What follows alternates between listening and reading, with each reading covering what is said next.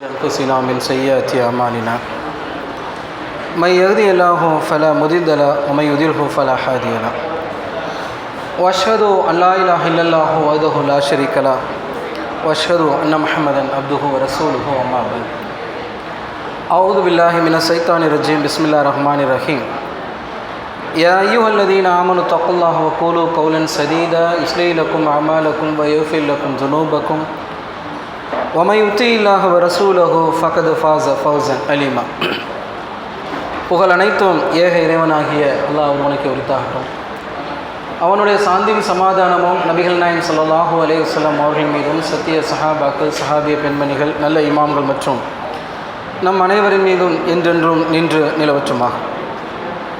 இப்ராஹிம் அலைஹிஸ்ஸலாம் அவர்கள் அல்லாஹ்வுடைய சத்திய மார்க்கத்தை வளைதல் நெளிதல் இன்றி தன்னுடைய சமூகத்தாருக்கும் தந்தையாருக்கும் தன்னுடைய ஊரின் மன்னருக்கும் எடுத்து சொன்னபோது அவர்கள் அனைவருமே ஒரு சேர அவர்களை எதிர்த்ததோடு நெருப்பு குண்டத்தை தயார் செய்து அதில் இப்ராஹிம் அலைஹிஸ்ஸலாம் அவர்களை கொலை செய்யக்கூடிய நோக்கத்தில் தூக்கி எறிந்தார்கள்.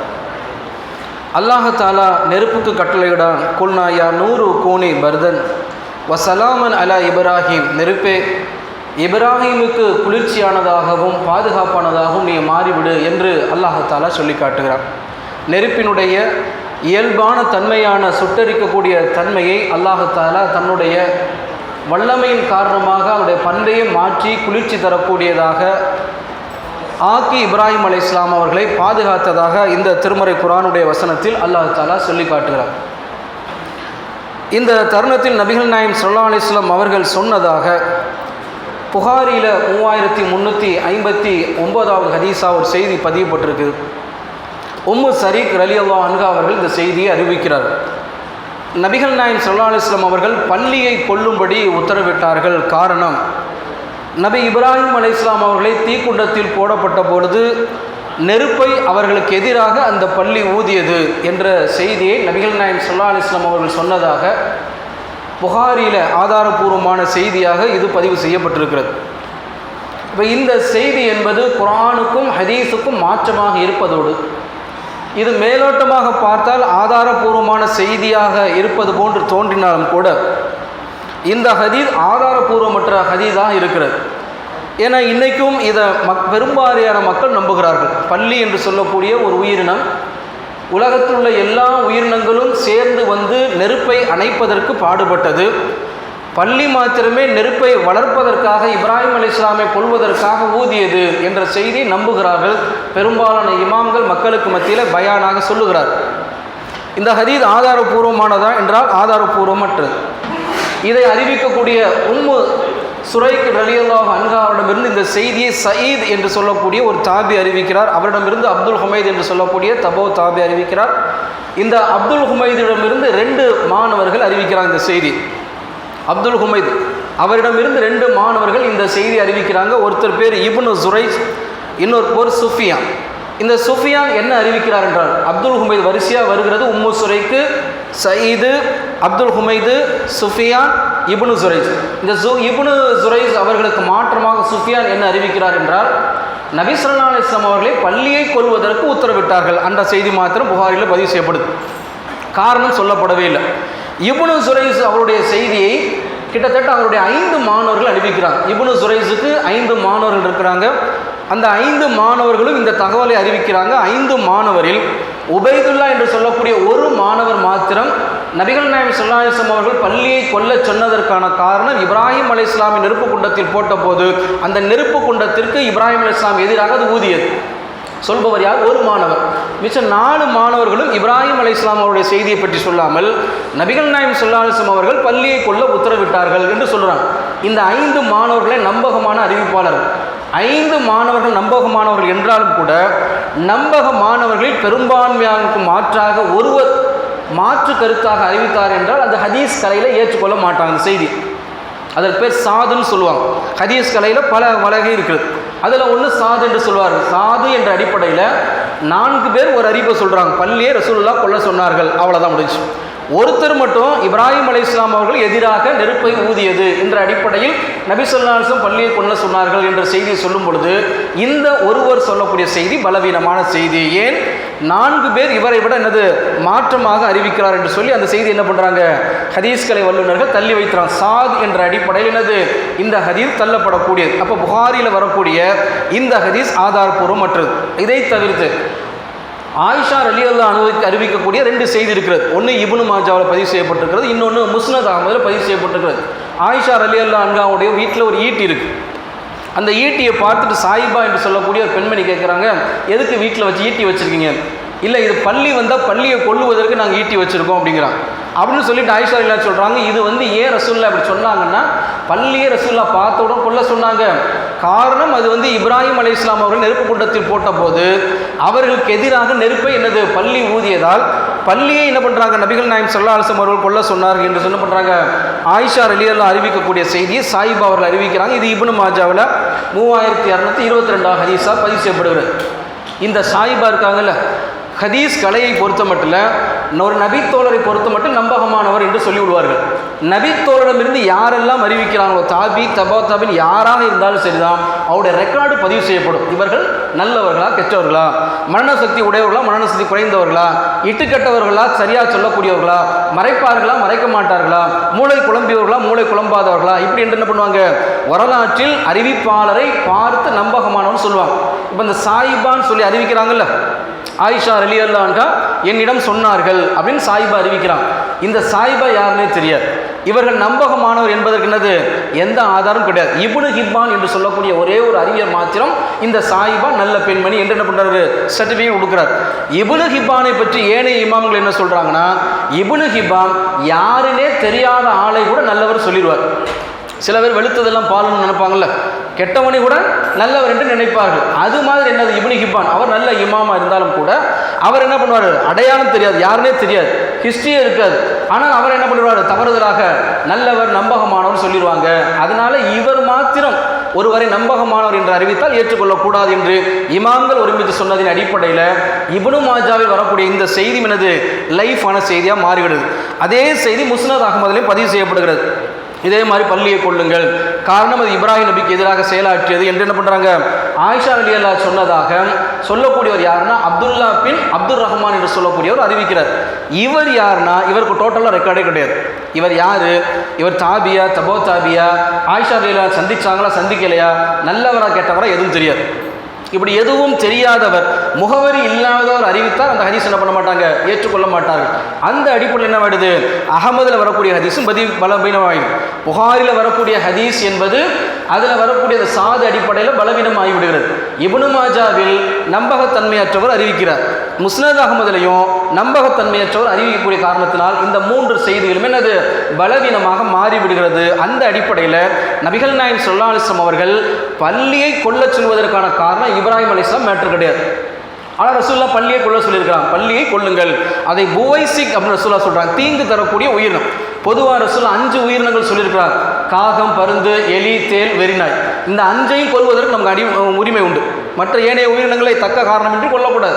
இந்த உயிரினங்கள் என்னது மனிதனுக்கு எதிராக தீங்கு தரக்கூடியதாக நடந்து கொள்ளும் என்றால் நாம் கொண்ட என்னது நம் மீது குற்றம் இல்லை என்று என்ன பண்ணுறாங்க, நபிகள் நாயகம் ஸல்லல்லாஹு அலைஹி வஸல்லம் அறிவிக்கக்கூடிய செய்தி புகாரில் இருக்கிறது. அப்போ இந்த செய்தியின் அடிப்படையில் பள்ளியை நபி ஸல்லல்லாஹு அலைஹி வஸல்லம் கொல்ல உத்தரவிட்டார்கள், அது ஒரு தீங்கு தரக்கூடிய புவைசிக் உயிரினம் என்று ரசூல்லா சொன்னதின் அடிப்படையில் பள்ளியை கொல்லலாமே ஒழிய பள்ளி இப்ராஹிம் அலைஹிஸ்ஸலாமுக்கு எதிராக நடந்தது என்று என்ன பண்ண முடியாது, சொல்லவே முடியாது. ஏன் இன்னும் சொல்ல முடியா, இந்த ஹதீஸ் லைஃப் குரானில் அல்லாஹ் தஆலா இதற்கு மாற்றமாக என்ன பண்ணுறான்னா செய்தியை சொல்லி காட்டுறான். அப்போ எந்த ஒரு ஹதீஸாக இருந்தாலும் குரானோடு நம்ம என்ன பண்ணோம், உரசி பார்க்கணும். அப்போ அல்லாஹ் தஆலா 22வது அத்தியாயம் சூரத்துல் ஹஜ் அத்தியாயத்தில் 18வது வசனத்தில் தன் படைப்பினத்தை பற்றி அல்லாஹ் சொல்லும்போது நல்லா கவனித்து படிக்கணும். அலம் தர அன்னல்லாஹ யஸ்ஜுது லஹு, எல்லா படைப்பினத்துக்கும் அல்லாஹ் பணிய சொன்னான். எல்லா படைப்பினத்திற்கும் அல்லாஹ் என்ன பண்ணான், பணிய சொன்னான். அவை பணிந்தது. எதெல்லாம் பணிந்ததுன்னு அல்லாஹ் சொல்லுறான் பாருங்க. மன்ஃபிஸ் சமாவாத்தி வமன்ஃபில் அர்லி, வானங்களும் பூமியும் பணிந்தது. வஷம்சி வல் கமரு, சூரியனும் சந்திரனும் பணிந்தது. வல் நுஜூமு, நட்சத்திரங்களும் பணிந்தது. வல் ஜிபாலு, மலைகளும் பணிந்தது. வஸ் சஜர் வத் தவாபு கசீரம் மினன் நாஸ், உயிரினங்கள் அனைத்தும் பணிந்தது, மனிதர்களில் பெரும்பாலானோர் பணிந்தனர். எல்லாவற்றுக்கும் எப்படி சொல்கிறான்? அல்லாஹ் டோட்டலாக சொல்கிறான். உயிரினங்கள் பணிந்தது, மழை பணிந்தது, வானம் பணிந்தது, பூமி பணிந்தது, சூரியன், சந்திரன், நட்சத்திரங்கள் எல்லாம் பணிந்தது. மனிதர்கள் பெரும்பாலானோர் பணிந்தார்கள். அப்படின்னா மனிதர்கள் குறைவான நபர்கள் என்னது அல்லாஹ்வுக்கு பணியலை, அல்லாஹ்வை மறுத்தார்கள் என்று சொல்லும் பொழுது இங்கே அல்லாஹ் என்ன சொல்கிறான்னா, உயிரினங்கள் இறைவனுடைய கட்டளைக்கு ஏற்றதுங்கிறான். இறைவனுடைய கட்டளை என்ன பண்ணல, மாறு செய்யவில்லை என்று அல்லாஹ் தஆலா சொல்லும் பொழுது பள்ளி மாறு செய்யுமா? பள்ளி யார்? இறைவனுடைய படைப்பு தானே. பள்ளிக்கு என்ன பகுத்தறிவாக இருக்கிறது? இப்ராஹிம் அலைஹிஸ்ஸலாம் மார்க்கத்தை சொன்னார், அதனால் மக்கள் எல்லாம் இப்ராஹிம் அலைஹிஸ்ஸலாமை நெருப்பு குண்டத்தில் போட்டாங்க. நாம் போய் இப்ராஹிம் அலைஹிஸ்ஸலாமை கொல்லலைன்னு சொன்னால் அவர் திரும்ப ஓரிரை கொள்கை நமக்கும் வந்து சொல்லிடுவார் அப்படின்னு பங்கனம் கட்டி கொண்டு பர்பஸாக போய் பள்ளி ஊதிச்சானா கிடையாது. பள்ளிக்கு அறிவு கிடையாது. இப்போ அறிவுபூர்வமாக யோசித்தால் என்னது, பள்ளி இப்படி செய்திருக்காது, பள்ளியுடைய தன்மைக்கு மாற்றமாக இருக்கிறது. குர்ஆனில் அல்லாஹ் சொல்கிறான், எல்லா உயிரினங்களும் எனக்கு கட்டுப்பட்டுச்சு. அப்போ பள்ளி எதிராக செஞ்சுச்சுன்னா என்ன அர்த்தம்? அல்லாஹ் என்ன சொல்கிறான்? நெருப்புக்கு என்ன கட்டளையிடுறான்? நெருப்புக்கு கட்டளையிடுறான் குளிர்ச்சியாக மாறுகிறான். நெருப்பு மாறிடுச்சு, பள்ளி மாறலை. பள்ளி என்ன பண்ணுது? ஊதி ஊதி என்னது பெருசாக்குது. கொஞ்சம் யோசிச்சு பார்த்தா இவனுக்கான பள்ளி ஊதி அவ்வளோ பெரிய நெருப்பு கொண்டு அணையுமா? பள்ளி கிட்ட போனாலே பள்ளி பசுபமாயிடும், பள்ளி எடுத்து நம்ம தான் சாப்பிடணும், அந்த நிலைமைக்கு மாறிடும். அப்போ இது மாதிரியான செய்திகளும் என்னது அறியாமல் என்னது ஹதீஸ்களில் விடுகிறது. இது இந்த குர்ஆன் வசனத்துக்கு மாற்றமாக அமைந்து விடுகிறது. அதே போல இன்னொரு குர்ஆன் வசனத்துக்கு மாற்றமாகவும் இந்த செய்தி என்னது அமைந்திருப்பதை பார்க்குறோம். 6வது அத்தியாயம் 164. அதனால தான் வசனங்களோடு நான் என்ன பண்ணுறேன் சொல்லி காட்டுகிறேன். அல்லாஹ் தஆலா திருமறை குர்ஆனில் அந்த வசனத்தை சொல்கிறான், வலா தஸிரு வாஸிரத்துன் விஸ்ர உஹ்ரா, ஒருவருடைய சுமையை மற்றவர் சுமக்க மாட்டார். நான் தப்பு செஞ்சால் எனக்கு நல்ல தண்டனை தருவான். நான் தப்பு செஞ்சதுக்கு எங்கள் அத்தாவை தண்டனை கொடுத்தானே அல்லாஹ் ரஹ்மான் கிடையாது. எங்கள் அத்தா தப்பு செஞ்சதுக்காக என்னை தண்டிக்க முடியுமா?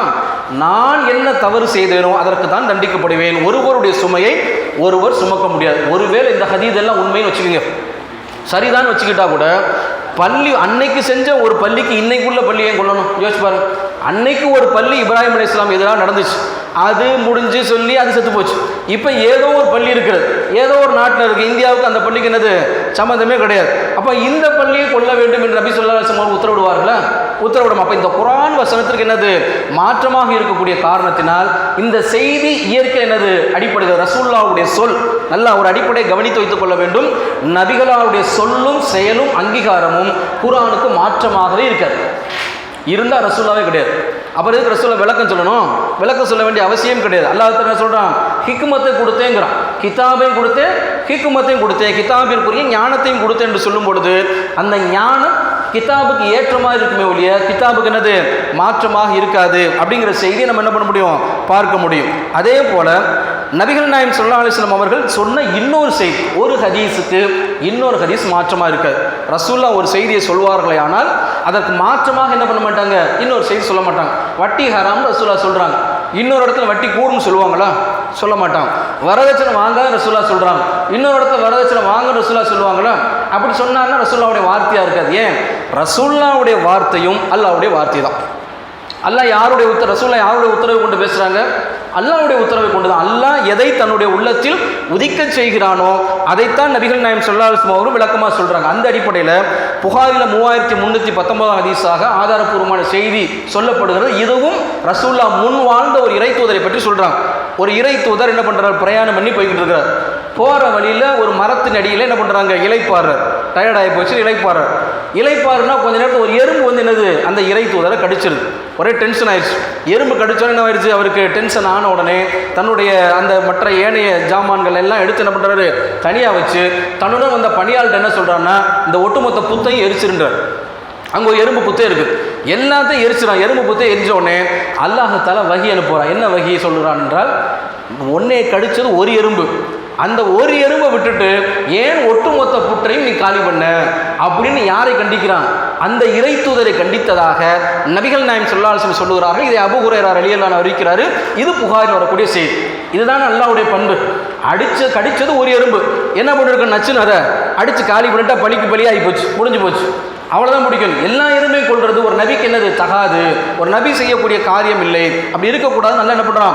கண்டித்ததாக நபி ஸல்லல்லாஹு அலைஹி வஸல்லம் சொல்லுகிறார் என்றால் அந்த நபியே ஏதோ ஒரு காலத்தில் இப்ராஹிம் அலைஹிஸ்ஸலாம் அவர்களுக்கு எதிராக பள்ளி அவர்கள் சதி செய்ததை இன்னைக்குள்ள பள்ளியும் கொள்ளணும்னு சொல்லுவாங்களா? இந்த ரெண்டு செய்தி ஒன்றுக்கு ஒன்று மாற்றமாக இருக்குதா இல்லையா? இப்படி நபிகள் ஸல்லல்லாஹு அலைஹி வஸல்லம் சொல்ல மாட்டார்கள். அப்போ புகாரில் வரக்கூடிய ஒரு செய்தி இன்னொரு செய்திக்கு மாற்றமாக இருக்கிறது என்ற அடிப்படையிலும் இந்த செய்தி என்னது தவறான செய்தி. இது அல்லாஹ்வும் அல்லாஹ்வுடைய தூதரும் என்னது சொல்லாத செய்தி. புகாரி இமாம் தவறுதலாக கவனக்குறைவாக என்னது இந்த செய்தியை பதிவு செய்திருக்கிறார்கள் என்றுதான் நாம் என்ன பண்ணணும், நம்ப வேண்டும். ஏன்னா அந்த இமாம்களுடைய கண்ணியத்தையும் நாம் குறைத்து விடக்கூடாது. அவர்கள் செய்த தியாகங்கள், அவர்கள் ஹதீஸை திரட்டுவதற்காக எடுத்துக்கொண்ட காலங்கள், உழைப்பெல்லாம் நாம் இன்னைக்கு நினைச்சா என்னது நடக்கவே நடக்காது. ரொம்ப எளிமையாக நம்முடைய கைகளில் கிதாபுகளை கொண்டு வந்து சேர்த்துட்டு போயிட்டாங்க. அப்போ அல்லாஹ் தஆலா மனிதன் என்ற அடிப்படையில் அவரிடத்தில் என்னது தவறுகளை ஏற்படுத்துகிறான். அப்போ அல்லாஹ் சொன்னதின் அடிப்படையில் இப்ராஹிம் அலைஹிஸ்ஸலாம் தூக்கி எறியப்பட்டார். அவ்வளோதான் முடிஞ்சு. அல்லாஹ் தஆலா அந்த நெருப்பை என்ன பண்ணுறான், குளிர்ச்சியாக மாற்றுறான். இப்ராஹிம் அலைஹிஸ்ஸலாம் என்ன பண்ணுறாங்க, அதிலிருந்து தப்பிக்கிறாங்க. அதற்கு பின்னாடி தன்னுடைய மனைவி சாரா அலைஹிஸ்ஸலாம் அவர்களை அழைத்து கொண்டு என்ன பண்ணுறாங்க, அந்த ஊரை விட்டு என்ன பண்ணுறாங்க, இப்ராஹிம் அலைஹிஸ்ஸலாம் வெளியேறாங்க. இப்போ சாரா அலைஹிஸ்ஸலாம் பற்றி அல்லாஹ் தஆலா அவங்க எந்த பருவத்தில் திருமணம் முடிச்சாங்க அதெல்லாம் சொல்லலை. நமக்கு என்ன படிப்பினை தேவையோ அதை தான் சொல்கிறாங்க. அவர் இளைஞராக இருந்தார், மக்களுக்கு மத்தியில் பிரச்சாரம் பண்ணான்ற செய்தியெல்லாம் சொல்லிட்டு வரும்போது இந்த தருணத்துலாம் என்ன பண்ணுறாங்க, கடைசியாக சாரா அலைஹிஸ்ஸலாம் அவர்களோடு அவர் என்ன பண்ணுறாங்க, பயணம் பண்ணி மேற்கொண்டு என்ன பண்ணுறாங்க, வேறு ஊரை நோக்கி போகிறாங்க. எந்த ஊரை நோக்கி போகிறாங்க, வரலாற்றில் என்ன கிடையாது, ஹதீஸ்லையும் குர்ஆன்ல என்னது ஆதாரம் இல்லை. வரலாற்று ரீதியாக அவர்கள் வந்து சிரியாவுக்கு சென்றார்கள் என்ற அடிப்படையில் செய்தி சொல்லப்படுகிறது. அப்போ இவரும் சாரா அலைஹிஸ்ஸலாம் அவர்களும் போகிறாங்க. போய் கொண்டிருக்கக்கூடிய தருணத்தில் ஒரு ஊரை கடக்கிறாங்க. அந்த ஊருடைய மன்னன் ஒரு வித்தியாசமான மன்னன். யாருடைய மனைவி அழகாக இருந்தாலும் அதை அபகரிச்சிடும், அந்த மாதிரியான எண்ணம் உடையும். இவங்க அந்த ஊரை கடந்து கொள்ளும் பொழுது அந்த ஊரில் உள்ள பிரமுகர்கள் இவங்களை தடுத்து நிறுத்தி என்ன பண்ணுறாங்க, மன்னன்ட்ட கொண்டு போய் நிப்பாட்டிடுறாங்க. அப்போ மன்னன்ட்ட போய் நிப்பாட்டுவதற்கு முன்னாடி இப்ராஹிம் அலைஹிஸ்ஸலாம் மனைவிட்ட சொல்கிறாங்க, இந்த நேரத்தில் இந்த தருணத்தில் உன்னை என்னையும் தவிர இறை நம்பி கொண்டவர் யாரும் இல்லை. இப்போ எவ்வளோ காலம் இப்ராஹிம் அலைஹிஸ்ஸலாம் சொன்னாலும் மக்கள் என்ன பண்ணல, ஏற்றுக்கொள்ளவில்லை. அவர் மனைவியும் அவர் ஒருத்தர் மாத்திரம்தான் அந்த தருணத்தினது இஸ்லாத்தை ஏற்றுக்கொண்டவர்களாம் இருக்கிறாங்க. அப்போ சொல்கிறான் மனைவிட்ட, நம்ம 2 பேர் தான் இஸ்லாத்தை ஏற்றுக்கிறோம், அதனால நீ என்ன பண்ணிடாதுன்னா, நான் அவர்கள்ட்ட உன்னை பற்றி சொல்லும்போது என்னுடைய சகோதரின்னு சொல்லிட்டேன், இல்லைன்னா உன்னை அபகரிச்சிருவான், அதனால நான் சொன்னதுக்கு மாற்றாமல் நீ சொல்லி என்னை பொய்ப்பித்திராதே அப்படின்னு சொல்லி என்ன பண்ணுறாரு, மனைவியை அனுப்பி வைத்து விட்டு அல்லாஹ்விடத்தை என்ன பண்ணுறாரு, அவர் தொழுகைக்கு போயிடுறாரு. இப்போ இவங்க என்ன பண்ணுறாங்கன்னா, அழைத்து வரப்படுறாங்க, காவலரால் அழைத்து வரப்பட்டோன்னே அவன்கிட்ட வந்து கேட்கும்போது நீ யாருன்னு சொன்னோன்னு இப்ராஹிமுடைய சகோதரின்னு சொல்கிறாங்க. அதையும் மீறி என்ன பண்ணுறான், அவங்க அடைய முயற்சி பண்ணுறான். அடைய முயற்சி பண்ணி கையை கொண்டு வர்றான். அல்லாஹ் தஆலா ஒரு வலிப்பு நோயை ஏற்படுத்திடுறான். கை வலிப்பு வந்து என்னது ஒரு மாதிரி ஆனோன்னு இவருக்கு ஒரு மாதிரி ஆயிடுச்சு. ஒருவேளை இந்த அம்மானால தான் வந்திருக்குமோ அப்படின்னு நினச்சி என்ன பண்ணுறாங்கன்னா, சாரா அலைஹிஸ்ஸலாம் கேட்குறாங்க, அல்லாஹ்விட்ட பிரார்த்தனை பண்ணி என்னது என்னுடைய பாதிப்பை நீக்க சொல்லுங்கிறாங்க. அப்போ நான் உன்னை என்ன பண்ண மாட்டேன், தீங்கு பண்ண மாட்டேன், உனக்கு எந்த தொந்தரவும் தர மாட்டேங்கிறார். இந்த அம்மா என்ன பண்ணுறாங்க, அல்லாஹ்விடத்தை பிரார்த்தனை செய்கிறாங்க. அல்லாஹ் என்ன பண்ணுறாங்க, குணமாக்கிறான். 2ஆம் முறை திரும்ப வேணும்னு என்ன பண்ணுறான், குணமாக்குற பின்னாடி போய் அவர்களை தொடர் நினைக்கும் பொழுது அதே மாதிரி என்ன வருது, வலிப்பு வந்து விடுகிறது. இப்போ அவன் உணர்ந்து கொண்டு என்ன பண்ணுறான்னா, நிச்சயமாக நான் என்ன பண்ண மாட்டேன், நீ என்னை காப்பாற்றி விட்டேன்னா உனக்கு தீங்கு தர மாட்டேன்னு ஒன்று சாரா அலைஹிஸ்ஸலாம் அல்லாஹ்விடத்தை பிரார்த்தனை செய்கிறாங்க. வலிப்பு நோய் நீங்கி விடுகிறது. அப்போ அவர் காவலரை கூப்பிட்டு சொல்கிறான், ஒரு ஆளை கூட்டிகிட்டு வானா சைத்தானை கூப்பிட்டு வந்திருக்கீங்களப்பா, இப்படி ஒரு வேலையை பார்த்து விட்டாங்க, தயவு செய்து கூட்டிகிட்டு போன்னு சொல்லிட்டு கூட ஹாஜர் அலைஹிஸ்ஸலாம் அவர்களையும் அவங்களுடைய சமூகத்தில் பணிப்பெண்ணாக இருந்தவர், அவருடைய அரண்மனையில் பணிப்பெண்ணாக இருந்தவர் யார், ஹாஜர் அலைஹிஸ்ஸலாம். ஹாஜரா கிடையாது, ஹாஜர்ங்கிறத சரியான உச்சரிப்பு. ஹாஜர் அலைஹிஸ்ஸலாம் என்ன பண்ணுறாங்க, பணிப்பெண்ணாக கிஃப்டாக என்ன பண்ணுறாங்க, அன்பளிப்பாக கொடுத்து அனுப்பிச்சுடுறாங்க. அப்போ நேராக இவர் வர தொழுதுகிட்டு இருக்காங்க இப்ராஹிம் அலைஹிஸ்ஸலாம். அல்லாஹ் எந்த பாதுகாப்பு தன்னோட மனைக்கு பாதுகாப்பு தரணும் என்ன பண்ணுறாங்க, அல்லாஹ்விடத்தில் அவங்க இறைஞ்சி கொண்டு இருக்கிறாங்க. இப்போ நேரம் வந்து சைகையில் என்ன பண்ணுறாங்க, நிப்பாட்டி வச்சு என்னன்னு கேட்குறாங்க, சைகையிலே கேட்குறாங்க. அப்போ அல்லாஹ் தஆலா தீங்கு தரக்கூடிய அவனிடமிருந்து என்னை பாதுகாத்து விட்டான், மேலும் அல்லாஹ் தஆலா அன்பளிப்பாக ஹாஜர் அவர்களையும் எனக்கு தந்திருக்கிறான் அப்படின்னு என்ன பண்ணுறாங்க. சொன்ன உடனே சந்தோஷமாக என்ன பண்ணுறாங்க, 2 பேரும் கிளம்பி வருகிறார். அப்போ அந்த தருணத்தில் தான் ஒரு இடத்துல என்னது, ஒரு ஊரில் அவங்க குடியமர்றாங்க. சாரா அலைஹிஸ்ஸலாம் ஹாஜர் அலைஹிஸ்ஸலாம் அவர்களே திருமணம் முடிச்சு கொடுக்குறாங்க. 2வது திருமணமாக என்ன பண்ணுறாங்க, முடிக்கிறாங்க. நீண்ட காலம் வாழ்ந்து கொண்டு வர்றாங்க. இதெல்லாமே அவருடைய இளமை பருவத்தில் நடக்கிறது. நீண்ட காலம் ஒரு ஊரில் வந்து வாழ்கிறாங்க. காலம் போய்கொண்டே இருக்கிறது. குழந்தை செல்வம் கிடையாது. அல்லாஹ் தஆலா என்ன பண்ணல, குழந்தையை தரல. எத்தகைய சோதனை எல்லாம் இப்ராஹிம் அலைஹிஸ்ஸலாமுக்கு தந்தான் பாருங்க. ஒன்னொன்னா நம்ம என்னது நேற்றிலிருந்து சொன்னதெல்லாம் நினச்சி பார்த்து கொண்டே வரும். அப்போ அவர்களுக்கு என்னது குழந்தையை தரல. அல்லாஹ் இடத்துல அவர்கள் பிரார்த்தனை செய்கிறார். அதே அல்லாஹ் தஆலா 37வது அத்தியாயம் 100வது வசனம் சொல்றா, ரப்பி ஹபிலி மினஸ் சாலிஹின், என் இறைவா நல்லொழுக்கம் மிக்க சாலிகான ஒரு குழந்தையை எனக்கு கொடு அப்படின்னு கேட்டாங்க. எப்போ கேட்டாங்க, வயதான காலத்தில். உண்மையிலே இதுதான் சிறந்த நம்பிக்கை. நம்பிக்கைக்கு உதாரணமாக சில விஷயங்களை சொல்லலாம். மூசா நபியுடைய ஒரு சம்பவம் இருக்கு. அதே மாதிரி இப்ராஹிம் அலைஹிஸ்ஸலாமுடைய இந்த பிரார்த்தனை. ஏன்னா ஒரு கட்டத்துக்கு மேலே குழந்தை பிறக்காது. பெண்களை பொறுத்த மட்டும் 45 வயதுக்கு மேலே கடந்து விட்டார்களே ஆனால் மெனோபாஸ் ஆகிவிட்டால் குழந்தை என்பதுக்கு என்னது வாய்ப்பே கிடையாது, சயின்ஸ். அப்போ இதெல்லாம் மீறி வந்து அவங்களும் வயசானவங்களாக இருக்கிறாங்க. யார், சாரா அலைஹிஸ்ஸலாம் வயசானவங்க ஆகிட்டாங்க, ஹாஜர் அலைஹிஸ்ஸலாம் வயசானவங்க ஆகிட்டாங்க, இப்ராஹிம் அலைஹிஸ்ஸலாம் வயசானவங்க ஆகிட்டாங்க. ஆனாலும் கூட அல்லாஹ்வின் மீது நம்பிக்கையில் என்னது இழக்கவே இல்லை. அல்லாஹ் தருவான். உலகமே நமக்கு எதிராக நடந்து கொண்டாலும் சரிதான், நம்மளை யாராலையும் காப்பாற்ற முடியாது என்று அறிவுபூர்வமாக சொல்லப்பட்டாலும் சரிதான், என் இறைவன் என்னை காப்பாற்றுவான் என்று நம்புவதுதான் ஒரு மூமியினுடைய அடிப்படையான நம்பிக்கை. இல்லை மக்களை மாதிரி நம்பிடக்கூடாது, மக்கள் எல்லாம் கைவிட்டாங்க அல்லாவும் கைவிட்டான் அப்படின்னு நம்பவே கூடாது. என்ன தருணமாக இருந்தாலும் சார் இதுதான் டெட் எண்ட், இதுக்கு மேலே முடியவே முடியாது என்று இருந்தாலும் கூட அல்லாஹ் இருக்கிறான் அப்படின்ற நம்பிக்கை தான் மிகச்சிறந்த நம்பிக்கை. அது யார்கிட்ட இருந்துச்சு? இப்ராஹிம் அலைஹிஸ்ஸலாம்ல இருந்துச்சு. இப்ராஹிம் அலைஹிஸ்ஸலாம் அல்லாஹ்விடத்தை பிரார்த்தனை செய்கிறாங்க. அல்லாஹ் 2 வானவர்களை அனுப்பி வைக்கிறான். இந்த வானவர்கள் யாருக்காக வந்த வானவர்கள்? 2 சம்பவங்களோடு வர்றாங்க. ஒன்று லூத் அலைஹிஸ்ஸலாமை அழிக்கக்கூடிய சம்பவத்துக்கூடும், இன்னொன்று இப்ராஹிம் அலைஹிஸ்ஸலாமுக்கு நன்மாராயம் சொல்வதற்கு வர்றாங்க. இந்த தருணத்தில் தான் லூத் அலைஹிஸ்ஸலாம் வேறொரு சமூகத்து நபியாக இருக்கிறாங்க. இப்ராஹிம் அலைஹிஸ்ஸலாம் இவங்க என்னது இன்னொரு சமூகத்துக்கு நபியாக இருக்கும் பொழுது நேராக வர்றாங்க. இவர் விருந்தாளியாக வாலிபர்களாக இந்த வானவர்கள் வரக்கூடிய தருணத்தில் இவர் வந்த விருந்தாளி நல்லா கவனிக்கிற என்ன பண்ணுறாரு, நல்லா காலை கன்ற மனமாக பொறிச்சு என்ன பண்ணுறாரு, வச்சு சாப்பிடுங்க அப்படின்றாங்க. அவங்க கை போகவே இல்லை, சாப்பிடவே இல்லைன்னா இவருக்கு ஒரு பயமாக இருக்குது. என்னடா வச்ச சாப்பாட்டை மனிதன்னா விருந்தினா சாப்பிட்ருவாங்க, இவர் சாப்பிடாமல் இருக்கிறாருன்னு பயப்படும் பொழுது தான் அப்போ அவங்க சொல்கிறாங்க, பயப்படாத நாங்கள் வானவர்கள், உங்களுக்கு இஸ்ஹாக்கை பற்றியும் இஸ்ஹாக்கு பின்னாடி யாக்கூபை பற்றியும் நற்செய்தி சொல்ல வந்தோம். அல்லாஹ் எப்படிப்பட்ட செய்தி சொல்கிறான் பாருங்க.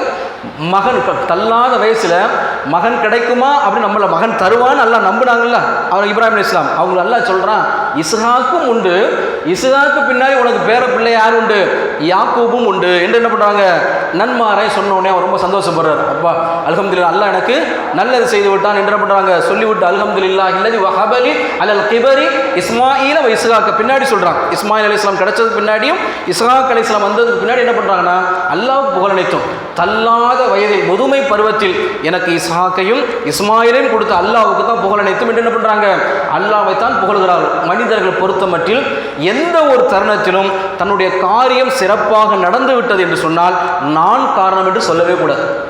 அதற்கு மனிதன் அருகதையே கிடையாது. நம்மெல்லாம் ஒரு காரணி தான், நம்ம மூலமாக எல்லாம் நடத்துகிறோம், அவ்வளோ முடிச்சு. அப்போ நம்ம என்ன சொல்லணும், சிறப்பாக ஒன்றை செய்து விட்டோம் என்றால் அல்ஹம்துலில்லாஹ். ஒருத்தர் நம்மளை பார்த்து நல்லா சொல்கிறோம், நல்லா செஞ்சீங்க, உங்களை மாதிரி நடக்க முடியாது, என்ன காரியம் சொல்லுவாங்க, அல்ஹம்துலில்லாஹ் அல்லாஹ் தான் போகணும், அவன் என்னை செய்ய வச்சுருக்கான் அவ்வளோதானே ஒழிய நானாக செய்யவில்லை என்று பணிவை மேற்கொள்ளணும். இதுவும் இப்ராஹிம் அலைஹிஸ்ஸலாம்னு இருந்துச்சு. அந்த பணிவு என்னது, பிள்ளையை கொடுத்தோன்னு என்னது சந்தோஷமாக இருந்தாலும் அவர்கள் அல்லாஹ்விடத்தில் என்னது தன்னுடைய பணிவை காட்டினார்கள். அப்போ தான் அவங்க சொல்கிறாங்க லூத் அலைஹிஸ்ஸலாம் அழிக்க போகிறோம் போது தான் இப்ராஹிம் அலைஹிஸ்ஸலாம் சங்கடப்படுறாங்க. ஐயோ பாவமே, அந்த சமூக மக்களை நீங்கள் அழிக்க போகிறீங்க, லூத் அலைஹிஸ்ஸலாம் வேறு இருக்கிறாரு அப்படின்னு. அப்போ தான் அல்லாஹ் சொல்கிறான் இப்ராஹிம் ரொம்ப சகிப்புத்தன்மை மிக்கவர். ஒரு சமூகத்தை அழிப்பதற்கு அல்லாஹ் காரணத்தை காட்டுறான், அதுக்கு அநியாயம் செய்கிறாங்க, அநியாயம் செஞ்சால் அவர் என்ன நினைக்கிறாரு, பாவம்னு நினைக்கிறார், அவங்க அழிச்சிடக்கூடாதுன்னு என்னது, அது இப்ராஹிம் அலைஹிஸ்ஸலாமோட உள்ள என்னது இரக்க குணம். அது அல்லாஹ் சிலாய் சொல்கிறார், நம்மகிட்ட வானவர்கிட்ட அவர் தர்க்கம் பண்ணுறாரு, ஏன் அழிக்க போகிறீங்கன்னு என்ன பண்ணுறாரு, அவர் சொன்னார் அவர் ரொம்ப இரக்கம் உள்ளவராகவும் ரொம்ப சகிப்புத்தன்மை மிக்கவராகவும் இருந்தார் என்று அல்லாஹ் சொல்லிட்டு இது அல்லாஹ்வுடைய கட்டளை. வானவர் என்ன சொன்னாங்க, இது அல்லாஹ்வுடைய கட்டளை, முடிக்கப்பட வேண்டியதாக என்ன பண்ணுறாங்க சொல்லிட்டு போயிடுறாங்க. முதலாக இப்ராஹிம் அலைஹிஸ்ஸலாமுக்கு ஹாஜர் அலைஹிஸ்ஸலாம் அந்த பணிப்பெண்ணாக வந்தாங்கல்ல, அந்த ஹாஜர் அலைஹிஸ்ஸலாம் மூலம் தான் அல்லாஹ் தஆலா என்ன பண்ணுறான், இஸ்மாயில் அலைஹிஸ்ஸலாமை கொடுக்குறான்.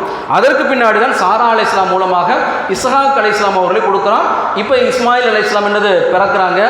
தன்னுடைய தாயிடம் பால் அருந்தக்கூடிய தருணத்தில் அல்லாஹ் தஆலா திரும்ப ஒரு சோதனையை வைக்கிறான். உன் மனைவியையும் உன் பிள்ளையும் கொண்டு போய் வனாந்தரத்தில் விடு, பாலைவன பள்ளத்தாக்கில் விடு அப்படிங்கிறாரு. யோசிச்சு பாருங்க, நீண்ட நெடியகலம் அவர் சொந்த ஊரை விட்டு விரட்டப்பட்டு, இன்னைக்கு நம்மளாம் அகதின்னு ஒன்று சொல்கிறோம்ல, வார்த்தையில் சொல்லி விடலாம், வாழ்க்கையை நினச்சி விட பார்க்க முடியாது. சொந்த ஊரை விட்டு ஒரு ஆடை ஒரு பைசா எதுவும் எடுக்க முடியாமல் ஓடுன்னு விரட்டப்படக்கூடிய துயரம் மாதிரி வேறு எதுவும் இருக்க முடியாது. ரசூல் அனுபவிச்சாங்க. நம்முடைய தூதர் நபிகள் நாயகம் ஸல்லல்லாஹு அலைஹி வஸல்லம் வாழ்ந்த சொந்த ஊர் மக்காவை விட்டு 53வது வயது என்னது விரட்டப்பட்டார்கள் என்றால் சாதாரண விஷயம், பெரிய மன உளைச்சல். இன்றைக்கும் என்னது ரோஹிங்கியா முஸ்லீம்கள்லேருந்து பங்களாதேஷ் முஸ்லீம்கள்லேருந்து எத்தனையோ முஸ்லீம்கள் என்னது இந்தியாவில் வந்து அகதி என்ற அடையாளம் கூட இல்லாத அளவுக்கு என்னது மிக கொடுமையான அளவுக்கு முகாம்களில் என்ன பண்ணுறாங்க இருந்து வரைபட்டு கொண்டிருக்கிறான்னா சாதாரண விஷயமே கிடையாது. இவர் எல்லாத்தையும் கடந்து வந்துட்டார், ஊரை விட்டு வந்தார், வர்ற வழியில் சோதனை, நீண்ட நெடிய காலத்துக்கு பின்னாடி அல்லாஹ் தஆலா வயசான காலத்தில் பிள்ளையை கொடுத்தா, பிள்ளையும் மனைவி கொண்டு போய் என்னது நீங்கள் போய் பள்ளத்தாக்கில் விட்டுருங்க அப்படின்னா, இவர் நேராக தன்னுடைய மனைவி ஹாஜர் அலைஹிஸ்ஸலாமையும் இஸ்மாயில் அலைஹிஸ்ஸலாமையும் கூட்டிகிட்டு நேராக வர்றார். வந்து பாலைவன பள்ளத்தாக்கு, சஃபாவுக்கும் மருவாவுக்கும் இடையில் பெரும் பாலைவன பள்ளத்தாக்கு பக்கத்தில் என்னது காபத்துல்லாவுடைய சிதிலம் அடைஞ்ச இடம், கொஞ்சம் மேடாக இருக்குது, உடஞ்சி எப்படி இருக்குது மேடாக இருக்குது, எந்த குடியிருப்பும் இல்லை, மக்கள் எதுவுமே இல்லை, நீரும் இல்லை, மரங்களும் எதுவுமே கிடையாது. வந்து விட்டுட்டு என்ன பண்ணுறாரு நேராக போகிறார். மனைவி கேட்குறாங்க இப்ராஹிமே அப்படின்னு கேட்குறாங்க. இதில் நமக்கு ஒரு நல்ல ஒரு விஷயம் இருக்கிறது, கணவனை பேரை சொல்லி அழைக்கலாமா, ஏன்னா நிறைய பேர் கணவனை பேர் சொல்லி அழைக்க மாட்டான், அழைச்சா சில பேர் சங்கடமாக இருப்பான். ஆனால் இன்னைக்குள்ளெல்லாம் வாடா போடாதான், அதெல்லாம் என்னது பேருக்குலாம் என்னது மரியாதை கூட கிடையாது. வரையா இல்லையாடா போடா நாய் அப்படின்னு பண்ணுவாங்க. இன்னைக்குள்ள ஆள் சொல்லுவாங்க, முன்ன உள்ள ஆட்களை நான் என்னங்க வாங்க போங்க அப்படின்ற மாதிரி சொல்லுவாங்க. ஆனால் இந்த அம்மா எந்த காலத்து ஆள் பாருங்க, எந்த காலத்து ஆளுங்க, அந்த காலத்து ஆள். அந்த அம்மா தன்னோட கணவர் சொல்கிறாங்க, இப்ராஹிமே என்ன விட்டுட்டு போகிறீங்க அப்படின்னு கேட்குறாங்க. அப்போ இப்ராஹிம் அலைஹிஸ்ஸலாம் பதில் சொல்லாமல் போகிறாங்க. 2-3 தடவை கேட்குறாங்க, பதில் சொல்லாமலே இப்ராஹிம் அலைஹிஸ்ஸலாம் போகிறாங்க. அவர் மன விரும்ப தலசி அல்லாஹ்வுடைய கட்டளை ஏற்று விட்டார்கள். மனைவி முகத்தை பார்த்துட்டா பேச முடியாமல் போயிருமா, கண்ணீர் விட்டுருமா கவலைப்பட்டு போய்கிட்டே இருக்கிறாரு. அல்லாஹ்வுடைய கட்டளையான அந்த அம்மா கேட்குறான், மண்டே மட்டும் ஆட்டுறான், ஆம்பிட்டு போயிடுறாரு. போன கொஞ்சம் தூரம் போனீன்னு மறைவு இறக்குறது, பாறையுடைய இடத்துல மறைவு வரும் பொழுது அந்த இடத்துல போயிட்டு இப்ராஹிம் அலைஹிஸ்ஸலாம் அழுது விட்டு அல்லாஹ் இடத்துல கேட்குறான். தன் மனைவி இடத்துலையும் பிள்ளை இடத்துலையும் அவர் மனுஷன் தானே, அவர் ஒரு தகப்பன் ஒரு கணவன் தான். நீண்ட காலத்துக்கு பின்னாடி அல்லாஹ்தால பிள்ளையை கொடுக்குறான். கொடுத்த பிள்ளையை கொண்டு போய் யாருமே இல்லாத நம்ம விடுவோமா? நம்ம விடவே மாட்டோம். இங்கேருந்து நம்ம பிள்ளை கொஞ்சம் தூரம் கடைக்கு போகிறாங்க, அம்மாடி அம்மா கூடயே வந்துடுவாங்க. ஏன் பிள்ளை யாரும் பிடிச்சிட்டு போயிடுவாங்களோ வச்சுருவாங்களோ அந்த பயம் இருக்குல்ல. வாழக்கூடிய தருணத்தில் எல்லா மக்களும் தாய் பிள்ளை சொந்த பந்தங்கள் இருக்கக்கூடிய இடத்துல பிள்ளைக்கு பாதுகாப்பு இல்லாமல் போயிருமோன்னு பயப்படக்கூடிய தாய்மார்கள் பெற்றோர்கள் நிறையா இருக்கிறாங்க. அப்போ இப்ராஹிம் அலைஹிஸ்ஸலாம் இருந்தாலும் கூட அல்லாஹ்வுடைய கட்டளை நிறைவேற்றி விட்டு அப்படியே கன்மார் என்ன பண்ணுறாங்க, நேராக போய் அப்படி மறைவில் போய் நின்றுட்டு அல்லாஹ் இடத்துல அழுது கையேந்துறான். இறைவா, உனக்காக நான் என்ன பண்ணியிருக்கிறேன், அவர்களை நான் விட்டுட்டு வந்திருக்கிறேன் அப்படின்னு என்ன பண்ணுறாரு. ரப்பி இன்னி அஸ்கன்து மின் துர்ரியத்தி பி வாதின் கைர், இந்த பள்ளத்தாக்கில் கொண்டு போய் என்னது என்னுடைய மனைவி என்னுடைய சந்ததிகளை போய் விட்டுட்டு வந்திருக்கிறேன். இந்த பைத்திக்கல் முகர்ரம், அதற்கு அருகில் முகர்ரம் கஅபத்துல்லா இருக்கிறது, அதுக்கு அருகில் நான் போய் விட்டுட்டு வந்திருக்கிறேன். ஏன் விட்டு வந்திருக்கேன் தெரியுமா? ரப்பனா லியுகிமுஸ் ஸலாத், அவர்கள் தொழுகை நிலைநாட்ட வேண்டும் என்று நான் விட்டுட்டு வந்திருக்கிறேன், உன்னுடைய கட்டளையின் அடிப்படையில் விட்டுட்டு வந்திருக்கிறேன் அப்படின்னு சொல்லிட்டு அவர் அல்லாஹ் இடத்தை பிரார்த்தனை செய்கிறார். ஃபஜ்அல் அஃபைதத்தும் மினன் நாஸ், மக்களை அவர்களை நோக்கி திருப்புவாயாக. யாருமே இல்லை, மக்கள் கூட்டமே கிடையாது, குடியிருப்பே கிடையாது. பிரார்த்தனை செய்கிறாரு, மக்கள் எல்லாம் அவர்களை நோக்கி வரக்கூடிய அளவிற்கு நீ அவர்களை திருப்பி விடு. வருசுக்கும் என சமராத்தில் அல்லாஹும் யஷ்குரூன், அவர்கள் உன்னை நன்றி செலுத்துவதற்காக எல்லா விதமான கனிகளையும் அவர்கள் கொண்டு வந்து சேர்த்து விடு. அல்லாஹ் தஆலா கபூல் செஞ்சுட்டான். இந்த அருக்கு பக்கத்தில் இருக்க கொடைக்கானலில் விளையிற பழம் கூட மதுரை கிடைக்காது, திண்டுக்கல்லில் கிடைக்கும், வத்தலகுண்டில் கிடைக்கும், மதுரையில் கிடைக்காது. நீங்கள் கஅபத்துல்லாஹ்க்கு போங்க, எல்லாமே கிடைக்கும். எல்லா பழங்களும் எல்லா உணவுகளும் எல்லாம் கிடைக்கும். அல்லாஹ் தஆலா இப்ராஹிம் அலைஹிஸ்ஸலாமுடைய வார்த்தையை கபூல் செய்து விட்டான். பாலைவனங்கள் ஒன்றுமே கிடையாது, வறட்சியான பிரதேசம், நதியாக இருக்குது, எதுவுமே கிடையாது, நதியும் இல்லை எதுவும் கிடையாது. அல்லாஹ் தஆலா எவ்வளோ பெரிய பரக்கத்தை தந்திருக்கான். இன்னைக்கு கருப்பு தங்கம் என்று சொல்லக்கூடிய ஒரு பெட்ரோலை உருவாக்கி இன்றைக்கு சவுதியில் மிகச்சிறந்த பணக்கார நாடாக அல்லாஹ் தஆலா ஆக்கி வச்சிருக்கான் என்றால் அதுக்கு அடிப்படையாரு இப்ராஹிம் அலைஹிஸ்ஸலாமுடைய பிரார்த்தனை. ஏன் அவர்கள் செய்த தியாகத்திற்கு அல்லாஹ் தந்திருக்கக்கூடிய அற்புதமான கூலி இந்த உலகத்திலையும் வழங்கியிருக்கிறான், மறுமையில் என்னது அல்லாஹ் தஆலா வழங்கியிருக்கிறான். அதனால தான் நம்ம அத்தையாத்தில் என்ன அல்லாஹ்விடத்தில் என்ன கேட்குறோம், இப்ராஹிமிற்கும் இப்ராஹிமின் குடும்பத்தாருக்கும் அருள் செஞ்சது மாதிரி எங்கள் தூதருக்கும் அவருடைய குடும்பத்தாருக்கும் மருள் செய் என்று என்ன பண்ணுறோம், அல்லாஹ்விடத்தில் கேட்க ரசூல் ஸல்லல்லாஹு அலைஹி வஸல்லம் என்ன பண்ணுறாங்க, நமக்கு சொல்லி தர்றான்னா அவர்கள் கொடுத்த அந்த ஆஃபியத்துகள் நிஅமத்துகள் சோதனைகள் என்னது அளவிட முடியாது. அப்போ அந்த அளவுக்கு என்னது அல்லாஹ் தஆலா பரக்கத் செஞ்சு இவர் என்ன பண்ணுறாரு, தன்னுடைய மனைவி பிள்ளை விட்டுட்டு அல்லாஹ்விடத்தில் பிரார்த்தனை செஞ்சு பாட்டு என்னது போயிடுறாரு. இந்த அம்மா உட்காந்துருக்கிறாங்க, கொஞ்சோண்டு தோல் பையில் தண்ணி இருக்குது, உணவு இருக்கிறது, ரெண்டும் காலியாக போயிடுச்சு. புள்ள கடந்து பசியில் அழுகுது, பால்குடி பிள்ளை இஸ்மாயில் அலைஹிஸ்ஸலாம் கடந்து பசியில் அடுத்து தாய் மனசு துடிக்குது. யாராவது வருவாங்களா, இங்கேருந்து ஓடுறாங்க, சஃபாவுக்கு குன்று, அது ஒரு குன்று, ஓடி போய் ஏறு நின்று பார்க்குறாங்க, யாராவது வணிக கூட்டம் வருதா, அவங்களை பார்த்து ஏதாச்சும் உணவு தண்ணி வாங்கலாம்னு பார்த்தா ஒன்றையும் காணும். திரும்ப சஃபாவிலேருந்து பள்ளத்தாக்கு வந்து பள்ளத்தாக்குலேருந்து மறுவாக்கு ஏறி அங்கேருந்து பார்க்குறோம். இப்படியே 7 தடவை. இதுதான் ஹாஜிகள் செய்யக்கூடிய வணக்கம், சை என்று சொல்லக்கூடிய தொங்கோட்டம் சொல்லுவாங்கள்ல, ஹாஜிகள் செய்யக்கூடிய பெரும்பாலான வணக்கங்கள் யாரை மையப்படுத்தியது, இப்ராஹிம் அலைஹிஸ்ஸலாமுடைய குடும்பத்தை மையப்படுத்தியது. ஓடி ஓடி களைச்சி போய் அவர் நிற்கும்போது ஒரு குரல் கேட்குது, ஏதோ சத்தம் கேட்குது. அப்போ யாரோ வர்றாங்க, நம்ம ஹெல்ப் கேட்கலாம். ஓடி வந்து பார்த்தா இஸ்மாயில் அலைஹிஸ்ஸலாம் பக்கத்தில் ஒரு வானவர் நிற்கிறார், ஜிப்ரீல் நிற்கிறான். அவர் தன்னுடைய காலால் என்ன பண்ணுறாங்க, பூமியை தட்டி கொண்டு இருக்கிறார். அப்படியே உள்ளே இருந்தது நீரூற்று ஓடி வருகிறதை பார்த்து ஆசையில் வேகமாக ஓடி வந்து என்ன பண்ணுறாங்க, தண்ணீர் ஓடி வெளியே போயிடக்கூடாது. அம்மா என்ன நினைக்கிறாங்க, பிள்ளைக்கு தண்ணி கொடுக்கணும்ல, அப்படி என்ன பண்ணுறாங்க, தன்னுடைய தோல் போய் கொண்டு போய் என்ன பண்ணுறாங்க, அந்த தண்ணியை ஃபுல்லாக நிரம்ப பிடிச்சி வச்சுக்கிட்டு இந்த தண்ணி எல்லாம் ஓடி போய் நின்றுச்சுன்னா என்ன பாலைவனம்ல தண்ணி கிடைக்காம போயிடக்கூடாதுன்னு சொல்லிட்டு நம்ம என்ன சொல்லிட்டாங்கன்னா, ஜம் ஜம் நில்லுன்ட்டாங்க. இப்போ ரசூலுல்லாஹ் அழகா சிரிச்சுக்கிட்டே சொல்லுவாங்க, அல்லாஹ் இஸ்மாயில் அலைஹிஸ்ஸலாமுடைய தாயாருக்கு அருள் புரியட்டும், அவர்கள் மட்டும் அவசரப்பட்டு தண்ணீரை பிடிக்கவில்லை என்றால், தண்ணீரை அல்லாமல் இருந்திருந்தாங்கன்னா அது ஒரு நதியாக பெருகி ஓடி இருக்கும் அப்படிங்கிறாங்க. இன்றைக்கி வந்துட்டு தானே இருக்குது, ஜம்ஜம் இன்றைக்கும் என்னது காபத்துல்லா. நீங்கள் இப்போ இந்த ரமலான் மாதத்தில் கிட்டத்தட்ட 30-40 லட்சம் பேர் குழும்புவாங்க. நீங்கள் ஹஜ் மாதத்தில் போனீங்கன்னா 30 லட்சம் பேர் குழும்புவாங்க. எல்லாரும் குடித்து கொண்டு வரக்கூடிய அளவிற்கு எத்தனை காலங்கள், பல்லாயிரம் ஆண்டுகளுக்கு முன்னாடி ஒரு சின்ன கிணறு இன்றைக்கும் தூந்து போகாமல் இருக்கிறது என்று சொன்னால் ஜம்ஜம் என்பது மிக முக்கியமான அத்தாட்சிகளில் ஒன்று. சஃபாவையும் அல்லாஹ் அத்தாட்சியாக வச்சிருக்கிறான், மருவாவையும் அத்தாட்சியாக வச்சிருக்கான். இந்த ரெண்டையும் அல்லாஹ் தாலா நினைவு சின்னங்கள் என்ன பண்ணுறான், அல்லாஹ் தாலா சொல்கிறான். அப்போ இதை வருது, தண்ணீர் எடுத்து பயன்படுத்துகிறாங்க. ஒரு கூட்டம் போய் கொண்டிருக்கிறாங்க, ட்ராவலர் போய்கிட்டு இருக்கிறான். ஜுருகம் என்று சொல்லக்கூடிய ஒரு கூட்டம் யமன்லேருந்து போகிறான். யமன்லேருந்து அவங்க எந்த சிரியாவோ ஏதோ தேசத்தை போகிறாங்க. சவுதியை கடந்து தான் என்ன பண்ணணும், போகணும். ட்ராவல் போகிறாங்க. தண்ணீரை அருந்தக்கூடிய ஒரு பறவை சுற்றிக்கிட்டே இருக்குது. அப்போ அவங்க பயணத்தில் போகிறவங்களுக்கு தெரியும், இந்த பறவை வந்து தண்ணீர் இருந்தால் தானே இருக்கும், இந்த இடத்துல தண்ணீரே கிடையாது, வெறும் பள்ளத்தாக்கு தான் யோசிச்சுக்கிட்டு என்னடா பறவை இருக்கக்கூடிய திசையை நோக்கி போனால் அங்கே ஒரு பெரிய தண்ணீர் ஊற்று இருக்கிறத பார்க்குறாங்க. இஸ்மாயில் அலைஹிஸ்ஸலாம் குழந்தையா இருக்கிறாங்க, அவங்க ஹாஜர் அலைஹிஸ்ஸலாம் இருக்கிறாங்க. அவங்க வந்து கேட்குறாங்க, நாங்கள் இங்கே வந்து தங்கட்டுமான்னு கேட்குறாங்க. தங்கிக்குங்க, ஆனால் தண்ணீரில் உரிமை கொண்டாடக்கூடாது, நான் கொடுக்குறது தான் குடிக்கணும் அப்படின்னு பண்ணிடுறாங்க. அவங்க சொன்ன உடனே அவங்க தங்கிறான். இந்த ஜுருகும் குலத்தார் தான் அரபு பேசக்கூடிய மொழி. யமன் தேசத்தை சார்ந்தவங்க தான் அரபு பேசக்கூடியவங்களாக இருக்கிறாங்க. இவங்க யாருன்னா ஹீப்ரு மொழி பேசக்கூடியவங்க. யார்? இப்ராஹிம் அலைஹிஸ்ஸலாம், சாரா அலைஹிஸ்ஸலாம், ஹாஜர் அலைஹிஸ்ஸலாம், இஸ்மாயில் அலைஹிஸ்ஸலாமுடைய மொழி என்ன, தாய்மொழி ஹீப்ரு மொழி. ஹீப்ரு மொழி பேசக்கூடிய உங்களுக்கு அரபு மொழி தெரியாது. ரசூல் ஸல்லல்லாஹு அலைஹி வஸல்லம் என்ன சொல்கிறாங்கன்னா, இந்த ஜுருகும் குலத்தார் தான் இஸ்மாயில் அலைஹிஸ்ஸலாம் அவர்களுக்கும் ஹாஜர் அலைஹிஸ்ஸலாமுக்கும் அரபு மொழியை கற்றுக் கொடுத்தார்கள். இவர் அரபு வாசிகள். ட்ராவலில் வந்துக்கிட்டு இருக்காங்க, வந்த இடத்த தங்குறாங்க. தன்னுடைய மக்களுக்கு தகவல் சொல்லி இந்த இடத்த நீரூற்று இருக்கிறது, நம்ம தங்கிக்கலாம்னு சொல்லி என்ன பண்ணுறாங்க, தங்கி ஒரு மிகப்பெரிய என்னது ஒரு குடியிருப்பையே என்ன பண்ணுறாங்க, உருவாக்கிறாங்க. இஸ்மாயில் அலைஹிஸ்ஸலாம் வாலிபராக உழைக்கும் பருவத்தில் வளர்கிறார்கள். அல்லாஹ் தஆலா இன்னொரு சோதனையாக இப்ராஹிம் அலைஹிஸ்ஸலாமுடைய கனவை காட்டுகிறான். இன்ஷா அல்லாஹ் அதை நாளை தினம் பார்ப்போம் என்று கூறி இந்த உரையை நிறைவு செய்கிறேன். வாஹிரு தவானா அல்ஹம்துலில்லாஹி ரப்பில் ஆலமீன். அஸ்ஸலாமு அலைக்கும் வரஹ்மத்துல்லாஹி வபரகாத்துஹு. இன்ஷா அல்லாஹ் நாளைய சகருடைய முடிவு 5:09, இஃப்தாருடைய நேரம் 6:28, ஃபஜருடைய இகாமத்து 5:30. சுப்ஹானக்கல்லாஹும்ம வபிஹம்திக அஷ்ஹது அல்லா இலாஹா இல்லா அன்த அஸ்தக்ஃபிருக வ அத்தூபு இலைக்.